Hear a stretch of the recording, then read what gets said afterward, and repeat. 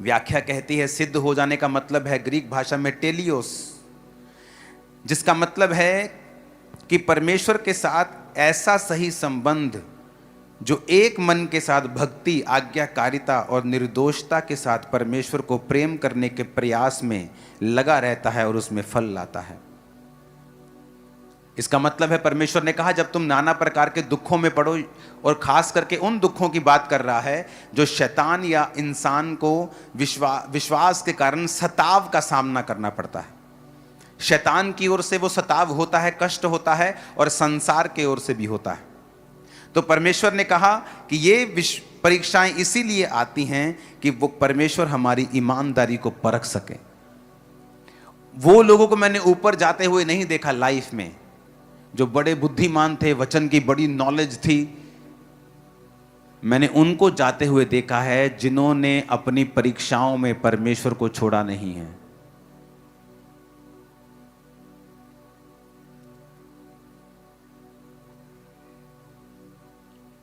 जिन्होंने प्रेम के साथ परमेश्वर को और प्यार करने में फल लाए हैं, जिन्होंने जोर लगाया है इस बात में कि मुझे अगर परीक्षा है, दुख है, तो भी मैं परमेश्वर से मुड़ूंगा नहीं।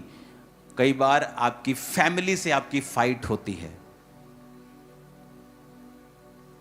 वो कहते कौन सा मेला देखने जाती, तो कौन सी चर्च है 8 घंटे में, सुबह तू निकलती है 4 बजे, रात को 8 बजे वापस आती है, क्या तमाशा लगा रखा है तू, कौन सी चर्च, 16 घंटे तू घर से बाहर रहती, कौन सा मेला देखने जाती है।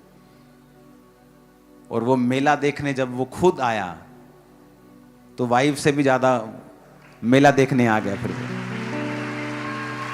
हालेलुया।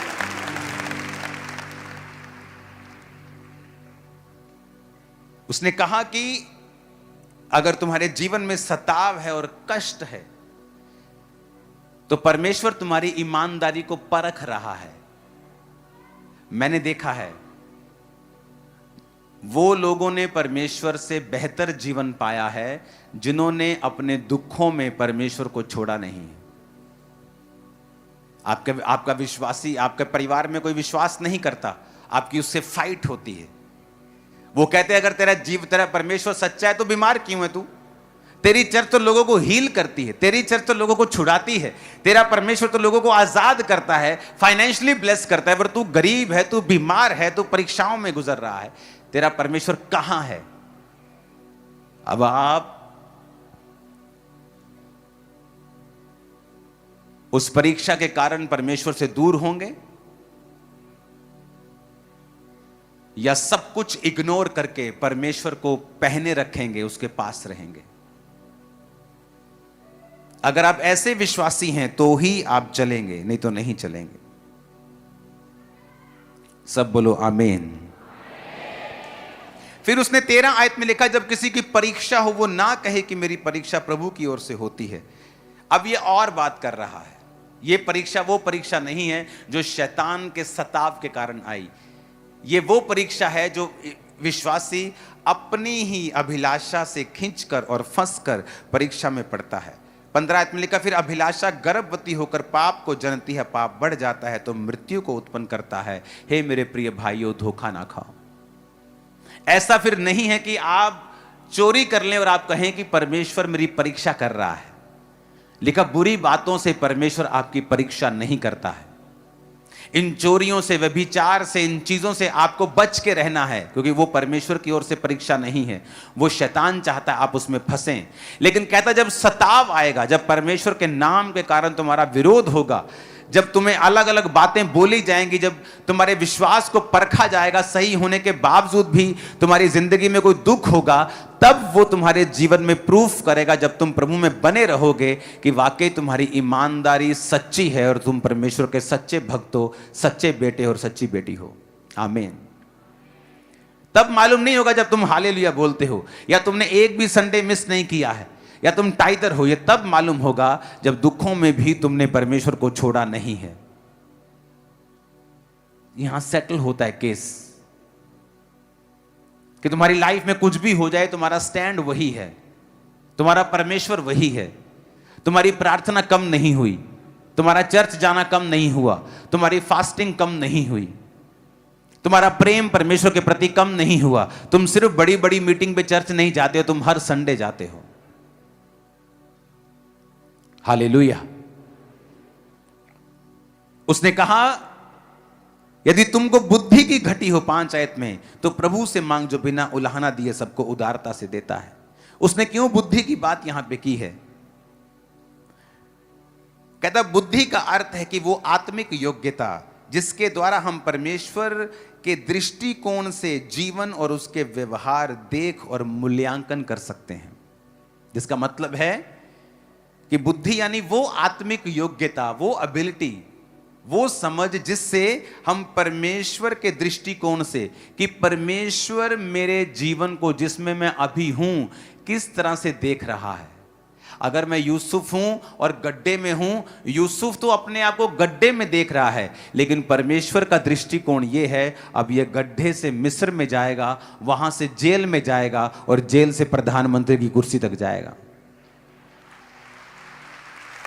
कहता अब तुम वो बुद्धि मांगो जिससे तुम परमेश्वर के दृष्टिकोण से, तुम परमेश्वर की निगाहों से अपने जीवन को मूल्यांकन कर सको, देख सको, उसको तोल सको कि मेरे जीवन में जो हो रहा है उसका आत्मिक मतलब क्या है।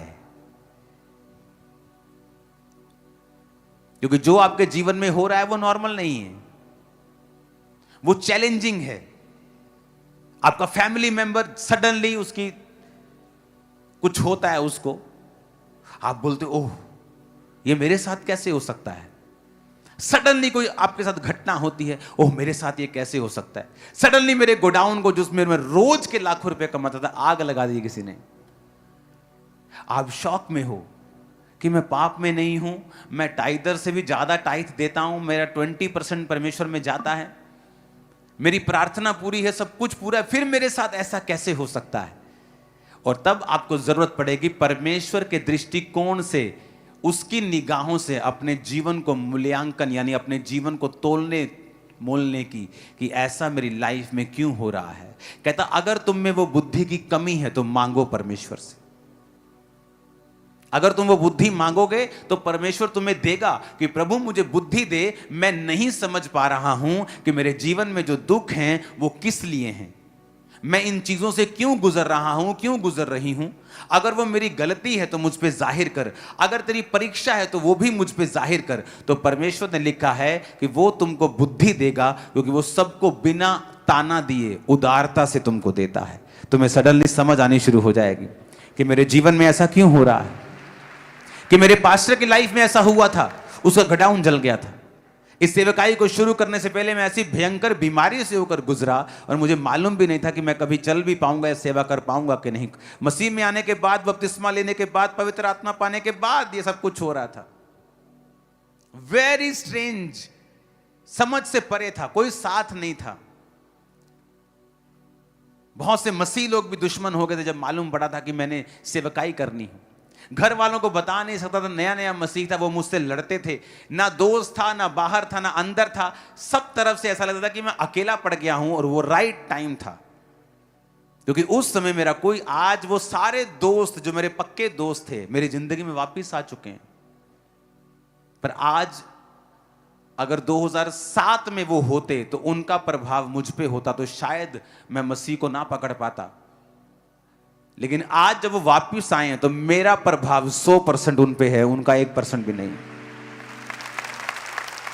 ऐसा क्यों हुआ मेरे साथ 2007 में कि कोई मेरे पास नहीं है, ना घर, ना बाहर, ना दोस्त, जो थे वो भी दुश्मन बन गए कि अच्छा इसको अपनी सेवकाई शुरू कैसे करनी। और प्रभु ने कहा था मैं तुझे ये चर्च दूंगा। तो होता क्या था, जब शाम में मेरे पास कोई काम नहीं होता था, अपना बिजनेस कर लिया, अब ना कोई दोस्त है ना कोई कुछ, ने घर में मैं ऐसे काम करता जैसे मैनेजर आता है बाहर से, उसको कोई मतलब नहीं है, वो महीने बाद अपनी पॉकेट मनी लेता है, उसने क्या खाया है, कहाँ वो जाएगा शाम को, उसका हार्ट क्या है, उसका दिल क्या है, वो उदास क्यों है, वो कोई मतलब नहीं था किसी को। और वो समय होता था जब अकेला मैं होता था और अर्निस्ट मॉल जी के सॉन्ग होते थे और सॉन्ग्स होते थे जो शाम को 6 बजे मैं बैठता था, रात के 12 बजे उठता था। वो समय था जब परमेश्वर ने मुझे बनाया और मुझे वो बुद्धि दी कि तेरे साथ जो हो रहा है उसका एक आत्मिक रीजन है, कारण है। और उन दिनों का जो मसा था, आज आप वो दिनों का मसा देख रहे हो, वो दिनों का। आमीन।